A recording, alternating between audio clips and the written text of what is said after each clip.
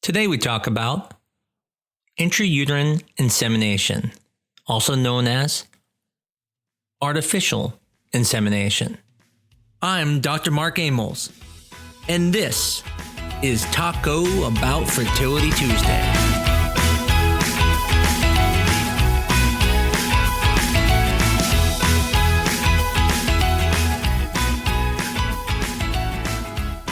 Artificial insemination. It's one of the oldest forms of fertility treatment. But what is it? Essentially, it's similar to taking sperm and injecting it into the female body. Now, when we say artificial insemination, that means introducing sperm into the vagina, to the uterus, even into oviducts. Now, when we say IUI, which stands for intrauterine insemination, we are specifically talking about injecting the sperm into the uterus, versus ICI, intracervical insemination, is when you're injecting it into the cervix. Now, why would someone want to inject in the cervix versus the uterus? It seems like you would want to get closer to the place it's supposed to be. Well, you would be right. Matter of fact, injecting the sperm into the cervix has about the same chances as having intercourse. However, by injecting it into the uterus, you improve the pregnancy chances. Now, the actual IUI uses a very thin catheter, and then using a syringe, we pull the semen into the syringe through the catheter, and then the speculum is placed vaginally. The cervix is then seen. Sometimes we'll clean it off with a Q-tip, and then we will place the catheter through the external cervix into the internal cervix all the way to the uterine cavity. Now, some doctors may stop before they touch the top of the uterus.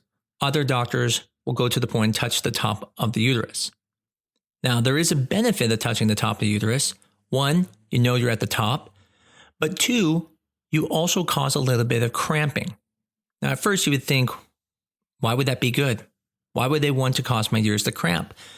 But in reality, we know that it does help propagate the sperm so that it's going down the fallopian tubes. Matter of fact, it's even believed one of the reasons for a female orgasm, which usually does have a uterine component, is to push the sperm through the uterus to the fallopian tubes. Now, does this mean you have to have cramping? No. Matter of fact, I've had many patients ask me, should I go home and have intercourse and have an orgasm so I can improve our chances? I don't believe you need to do that. However, I also don't want you to be nervous that your uterus is cramping at the time of an IUI.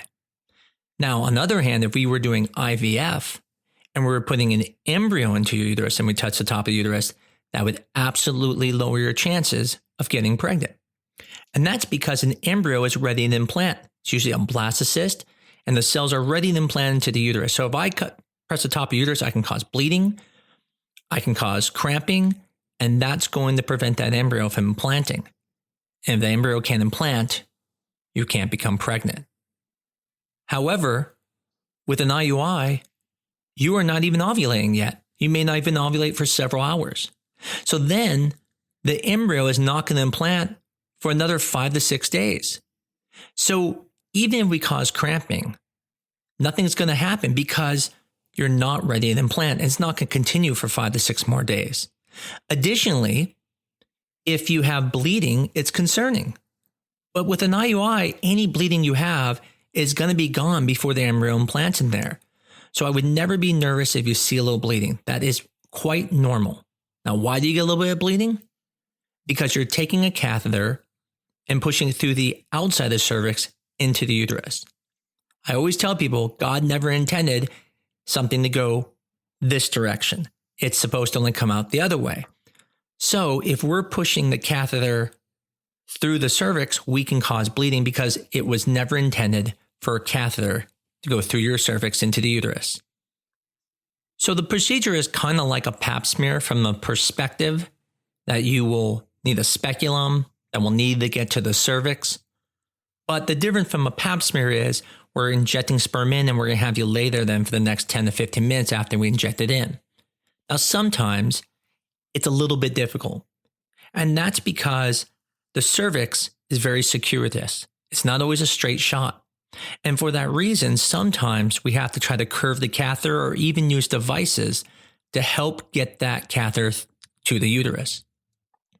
One of the most common questions I get asked when I have difficulty getting the catheter in place is there something wrong with me?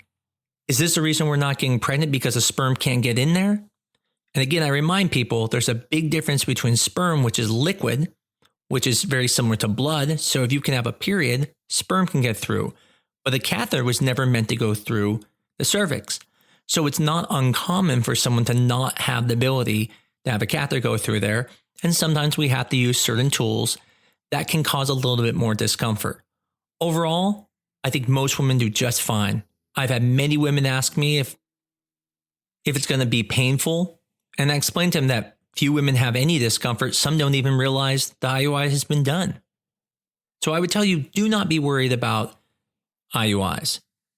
They're not painful and they're very simple. So the next question then is, who is this for?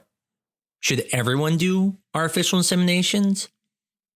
Why do some people go on the IUIs versus IVF? Essentially, there are going to be 3 areas that I would recommend doing IUIs for. The first one we're going to talk about is called a hostile environment, and that would be at the cervical region.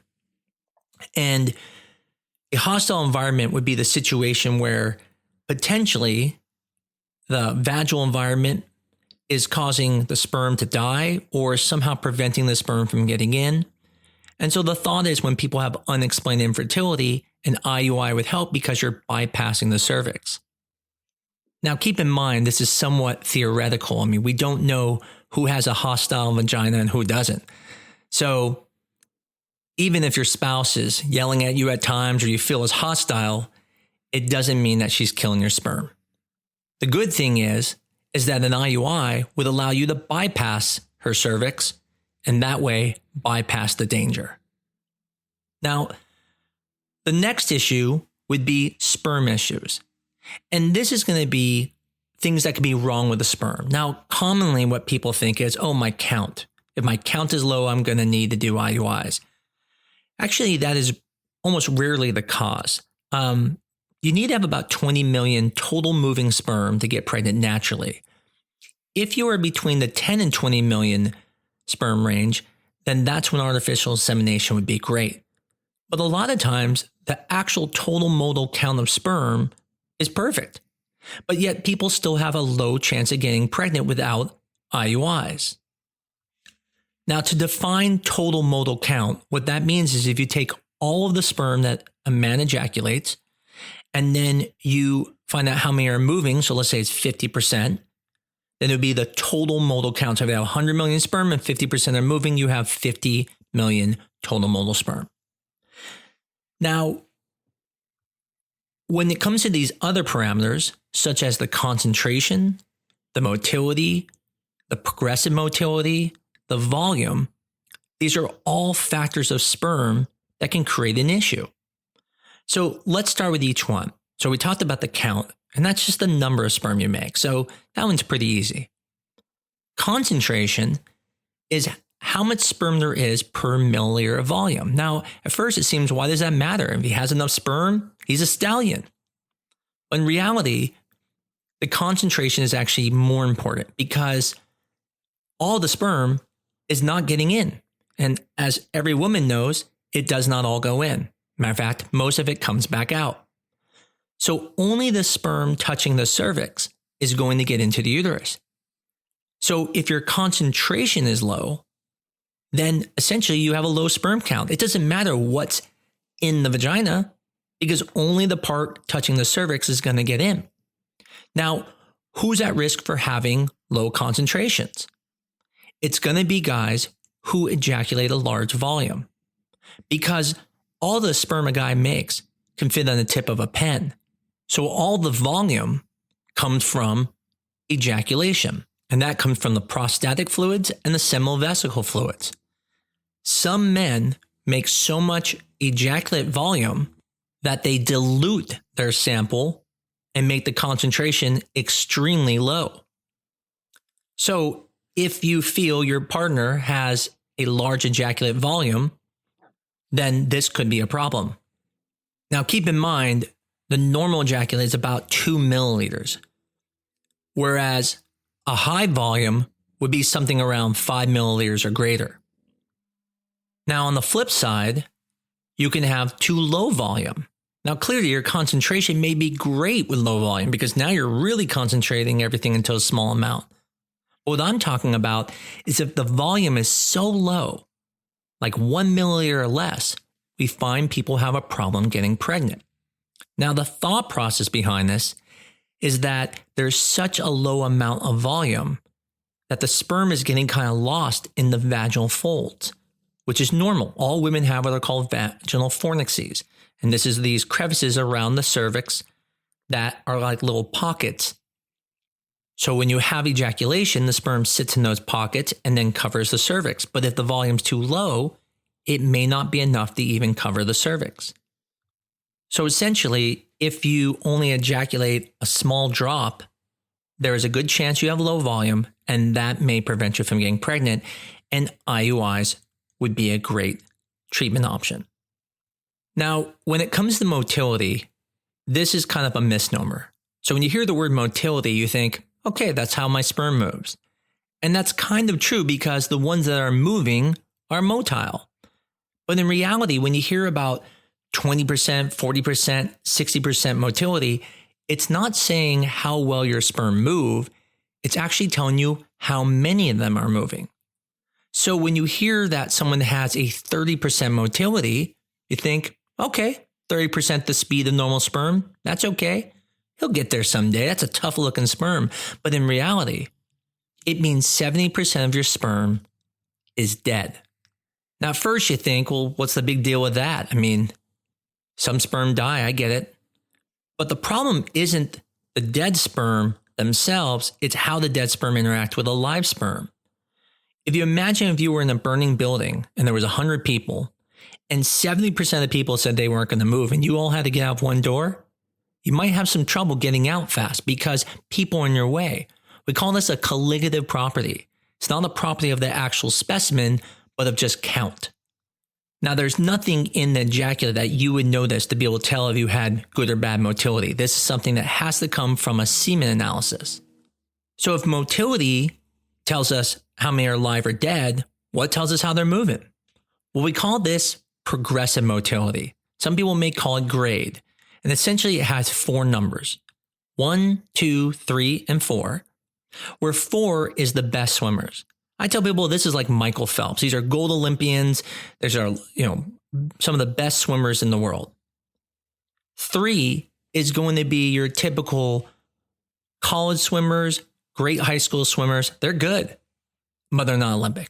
And that's okay. You just need to be good. 2 is going to be your everyday swimmer. That's me. I'm not going to drown, but I'm not going to do a bunch of laps. I like to sit on the lazy river. You want to be above 2. You don't want to be me. You want to be a swimmer who can definitely swim a lot of laps and swim for a long time.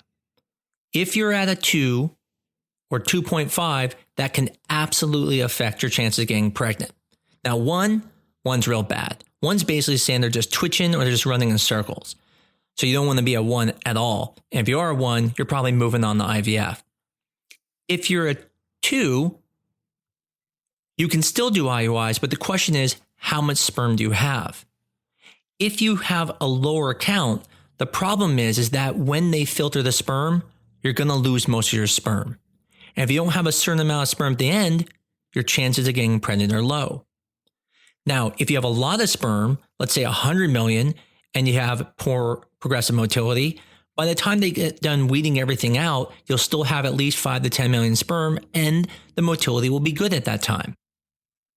Again, these things can only be found with a semen analysis, which is where your partner would give sperm, and then it would be evaluated under a microscope, and these parameters will then be figured out, and you'll get the results.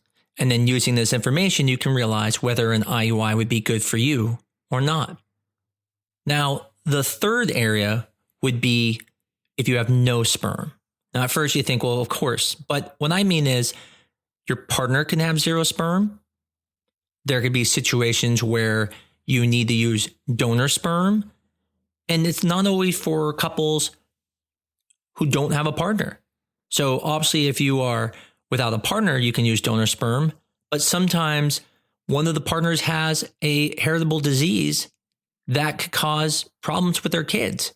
And so instead of having a kid, they say, let's just use donor sperm. There could be other situations that require using donor sperm. I've even had patients use donor sperm for financial reasons because they didn't want to pay for IVF. So they decided to use donor sperm with IUIs. And that's really one of the main reasons why people do intrauterine inseminations, IUIs, because they're affordable and they're very easy. Most people, when they do an IUI, don't get very stressed out because it's a pretty simple procedure. It's not painful. It's easy. The medications are usually very easy. Whereas IVF is extremely stressful. It's extremely expensive. And it takes months before you can even do it sometimes. Whereas IUIs, first period you get, you can start. So the question then comes, how successful are they? Well, it kind of depends on what you do. The intrauterine insemination is just bypassing the cervix. So clearly, when you have more sperm issues, it's probably going to help you more because you're actually treating something versus if you're doing IUIs and you have unexplained infertility, you don't really know what you're treating. On the same token, if your tubes are blocked or you had no sperm, it wouldn't make sense to do IUIs at all. So let's just start with the most common statistics. If you did what we call a natural IUI, so this would be the situation where you ovulate on your own, you call your doctor up and say, I've seen a positive ovulation predictor kit, and 24 hours later, you'll come in and do an IUI. The chances of that working are approximately 8 to 12%. Now, that seems weird that it would be 8 to 12% because if you're under 35 and trying on your own, your chances are at least 15%. But keep in mind, most people who are doing IUIs have not got pregnant. So at this point, their chances are usually less than 4% per month. So an 8 to 12% is going to increase your chances. Now, if someone, let's say, didn't have a partner, a single woman, or a lesbian couple, then in that situation, their chances are probably going to be what their normal chances are of getting pregnant, 15 to 20% if they're under 35. As they get older, that drops. But when people are doing IUIs with infertility, that changes. And now your percentage is only going to be 8 to 12%. In general, IUIs increase your chances by about 40%. Now that's an increase, not a 40% increase. So that means if your chances are 20%, it's going to now go to 28%.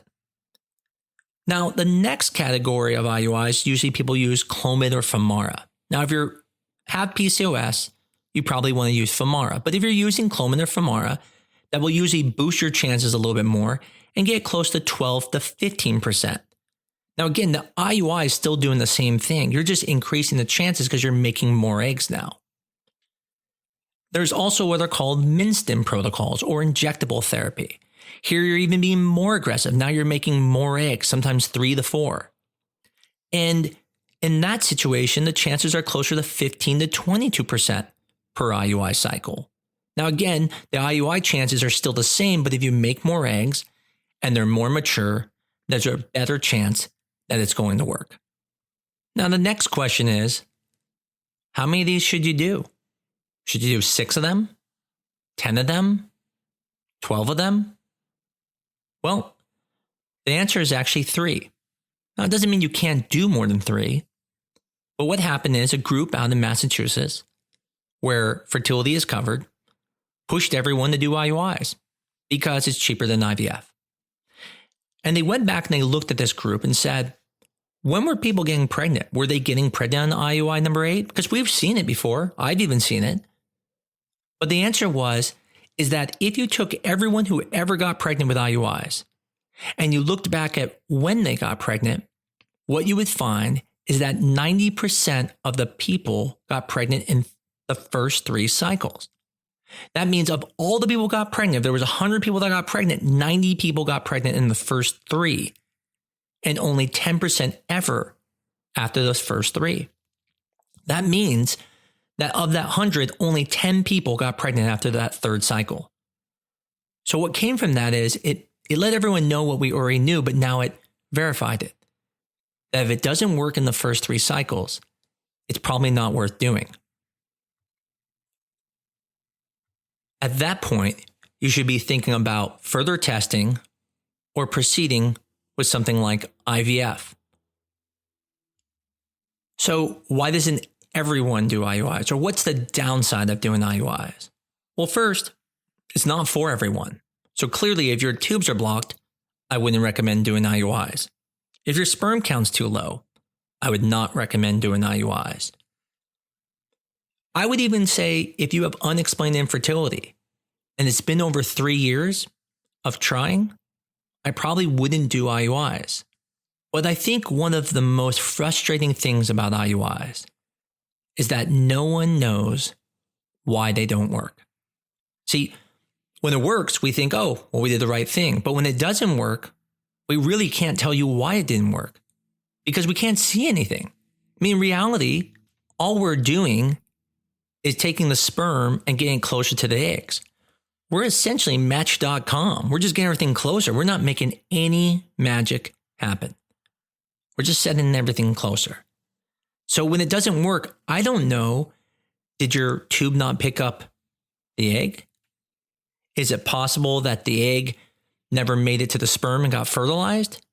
Is it possible the embryo never made it into the uterus? Or that maybe there's a uterine problem?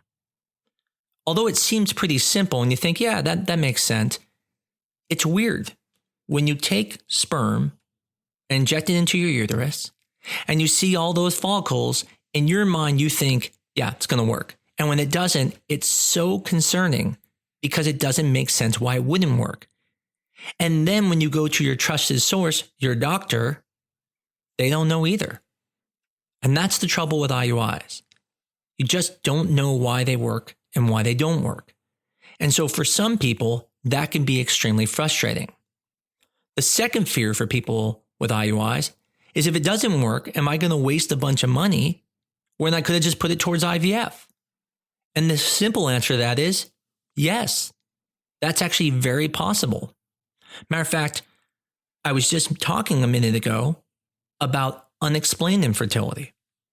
Unexplained infertility is when you don't find the cause for infertility, but you know something's wrong. Now, the first line treatment for unexplained infertility is IUIs. And the thought process here is that it's some cervical issue. We talked about that hostile environment, or maybe there's just some sperm parameter that we don't recognize is wrong. And so we always start with IUIs. But I make the argument, if you've had unexplained infertility for 3 or more years, I find that few people get pregnant with IUIs. And if you think about it, if it really was a hostile environment, I mean, can we really believe for 3 to 5 years that not a single sperm can get by that environment? And the answer in my mind is no, I don't think that's possible.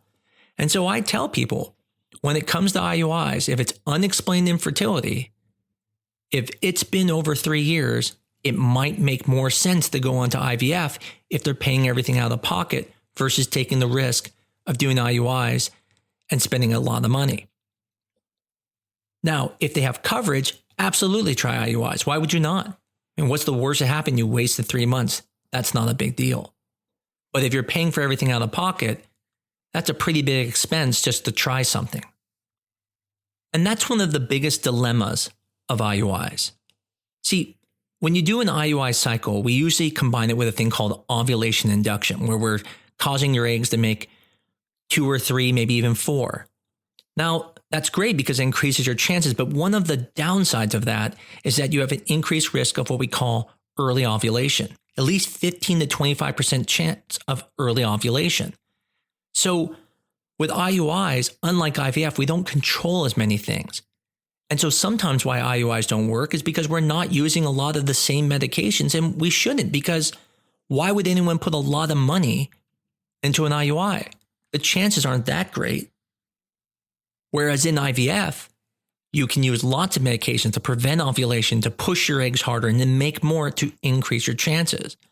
But with ovulation induction with IUI, you really don't have those tools. Now you can use them, but why would you spend $2,000, $3,000 for such a small chance? Now, before we end, there's a couple things I wanted to go over. One question I get asked a lot is, what about double IUIs? Double IUIs meaning doing an intrauterine insemination, sometimes 12 hours after trigger, and then again 36 hours after trigger, or sometimes people do it 24 and 48 hours. It's supposed to help improve chances. Now, there are very conflicting studies on this. Most people show it doesn't benefit. I don't think it's a bad thing, but I don't think it helps. And I'll explain why I think it does help and why I don't think you need to do it. The reason I think it helps is that if you ovulate early, by putting the sperm there after 12 hours after the trigger, if you did miss it, sperm's there early. Then the second sample is going when you expect you to ovulate, but again, if you ovulate early, you've already covered that. However, if you are not pre-ovulating, it's really not going to benefit you and you're just doing 2 samples and spending more money. So most clinics do not do double IUIs. I will do them for patients, but I always tell them I don't think it's benefiting them in any way and that they're just doing it to make themselves feel good. The other special circumstance is when using donor sperm. When you are having intercourse and doing IUIs, there's always a chance sperm is there. But when you're using donor sperm, there is no chance for sperm being there until you inject it in. And in this situation, it's very important for your doctor to make sure to not miss ovulation. At my clinic, we actually test for ovulation by either checking hormones or you can do ovulation predictor kits. But it's very important to not miss it because the egg is only good for 24 hours. So if the person is not having relations with a sperm donor, then in that situation, they have no sperm around. And if they ovulate and you don't get pregnant, it's probably because you missed the window. So in this last part, I just want to go over a couple situations of when I would or wouldn't recommend IUIs. We've already talked about you would only do IUIs at least 3 tries, and then you would want to either do more testing or move on to something else. So specifically, we're talking about situations where someone comes in and has a history. So patient 1, they come in, unexplained infertility. There's nothing found wrong. They've been trying for about 1 to 2 years. I would absolutely recommend IUIs in this situation because now that's the first line treatment and there's a good chance it's going to work. Probably 50% chance those couples are going to get pregnant after 3 IUIs. The second scenario is someone's been trying for 6 years. And during their workup, it's found that there is a male factor issue. And it's not major, it's very, very mild. Now, in this situation, I would want to do IUIs, but I would also have to explain to them that that mild treatment may not help them because their sperm problem is not that big of a deal. Now, if the sperm problem was a big enough issue that can cause infertility, then I would absolutely recommend IUIs. But with 6 years, if there's just a mild problem, like let's say 35% motility, well, normal is 40. Can 5% motility really stop you from getting pregnant for 6 years? I would say no. And so in that situation, it might even be worth going on to something like IVF because it's been 6 years. But if there is a sperm problem, I don't care how long it's been, that is likely your problem. I tell people all the time with my wife and I have a sperm issue. I'm about 50% lower than where you should be in total motile count. And I've never had a pregnancy with my wife. So it shows you that even though 50% still seems like a lot of sperm, you can go 28 years and not get pregnant naturally. Now, in this next patient, if I told you her tubes were blocked, we can all say that, yeah, I wouldn't do an IUI. Doesn't make any sense. And it's absolutely true. It would not make sense. But what if one tube is open and the other tube is blocked. Then what should you do? This is actually a difficult situation because clearly one tube is open. So there is a way to get pregnant.